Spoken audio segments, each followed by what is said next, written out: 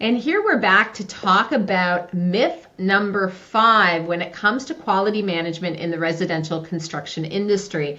And I love talking about this myth because it is all about the fact that so many of the organizations that we've worked with come at quality from the perspective that it is the site team's responsibility, as though all things quality when it comes to the final product, the final home that's produced, the built form, that they are the only ones that have any control over or role in ensuring quality. And absolutely, that is not our perspective. We know those organizations that really excel from a quality management perspective in the residential construction industry are coming at it from a more of an organization-wide perspective, looking at it in terms of processes, and there's all kinds of ways in which things happen before and during the construction process that enable the site teams to actually be able to come in from a quality perspective. Right, Heather. And I know, like, oftentimes I'm asked, like, what was, like, sort of the silver bullet? What was, like, the one thing, that I did to, take and evolve an award-winning customer experience team? And I would say this notion of the customer experience and quality is shared by all the teams across the organization. In fact, again, going back to some of the other conversations we've had about creating this proactive model versus reactive. Well, proactive involves, way beyond the built form, starting at, let me think of it. Like, most companies look at it as a line, like where it starts at the front end at acquisition, and then each team touches it and it works its way down to the, the warranty and the service teams. I would say most companies, they'll tend to look at it like a linear sequential thing where it's starting with acquisition, going on to, sales, and then on to marketing, and then straight through to warranty and service.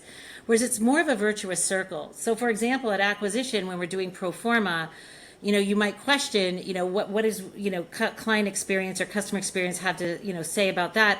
Well, we can take the historical issues that have happened in warranty and put in a much more realistic pro forma number. Talk about the materials that you should never use again, or the design specs. And then each, sort of functional team along the way. I think the idea, this notion that I'm going to say for years where I was working, I kept saying it's not just about the physical product or the building we're building. It's about the quality, the quality of our people, the quality of our systems and procedures, the quality of our communications.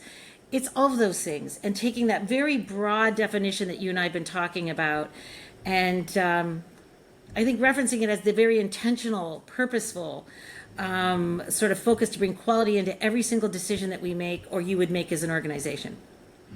And I think one of it's almost like a fail point when we come at it from this myth where quality is the sole responsibility of the site team. Then we create the circumstances under which the site team believe that they're the only ones that get to sit in judgment of as to whether something is quality or not.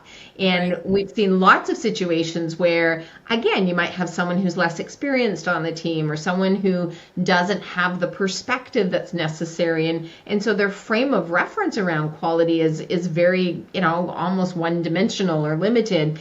And in what we or where they get into saying, well, this is the best we can do, or it's it's about the trades, and instead where we want to bring in the other voices, the ones that have the customer lens, the ones that are looking at it from a brand reputation perspective, the ones that are tying it back to from what did we tell the customer that they were going to get and what they could expect to experience. And when we bring all of those to bear, especially in some of these critical points in the process, making sure that all of that's represented in defining what that quality looks like, and whether or not, even when we are in built form, whether or not what's been built, when we look at sort of our preliminary, our first suite that's been and looking to see whether or not it's spec, that you need more eyes, you need more voices in the conversation, because that is ultimately where you're going to get the best quality product.